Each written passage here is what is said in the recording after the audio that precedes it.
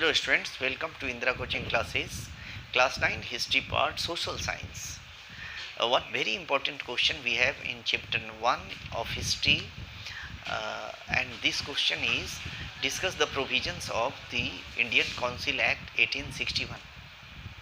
Discuss the what were the provisions in the Indian Council Act 1861, what were its drawbacks, when, by whom, and where was this act, and why was this act passed.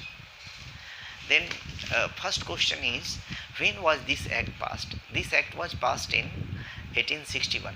Why was this act passed? This act was passed to make the educated Indians familiar with the new administrative structure that were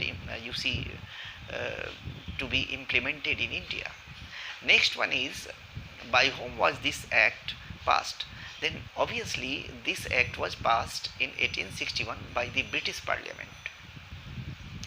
Next, the provisions. Central administration means this act directed for the formation of Central Legislative Council and State Legislative Councils. Legislative powers were to be distributed between the central and the state legislative councils. Then decentralization of powers started, and previously in the Act of 1773, regulating act, the centralized system started, which was decentralized. Next one is empowerment of the Viceroy. The Viceroy was given immense power. He was given the right to appoint minimum 6 and maximum 12 members to the councils. Those members should be non-official members, and those members should be elected. The term of office of those nominated members, not elected members. The Viceroy was given the power to nominate minimum 6 members or maximum 12 members to the Central Legislative Council for a term of 2 years. This was the empowerment. Subject for enactment. The Central Legislative Council was given the power to enact laws on revenue, finance, protection of defense forces, and protection of the British occupied Indian territory and the native Indian states, territory of the native Indian states. These were the subjects upon which the Central Legislative Council was empowered to make laws. This happened. Next is formation of Executive Council. Cabinet system started for the first time. This act 1861 Indian Council Act directed for the formation of an executive council, that is cabinet, and there should be 5 members in the executive council. 3 members were to be nominated by the Secretary of State for India. Secretary of State for India was to nominate 3 members out of 5, and 2 members were to be nominated by the British Parliament. Those 2 members should have been one should be financial member and one should be legal member. Next, full authority of the Viceroy. The Viceroy was given full authority for the formation of Central Executive Council. And for the first time, cabinet system started in India. The then Viceroy Lord Canning distributed portfolios to the members of the council, and they were free to exercise their power. But the thing is that the Governor General, that is the Viceroy of that time, was given immense power. He has the power to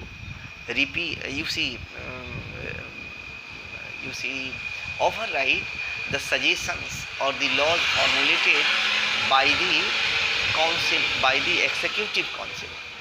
Then provincial administration, the provinces were also made powerful. You see, they were permitted to form legislative council, and Bombay and Madras were permitted to form legislative council by this act, and minimum number of members should be 4 and maximum should be 8. Those nominated members should be nominated for a term of 2 years, and half of those members should be were to be from non-official members.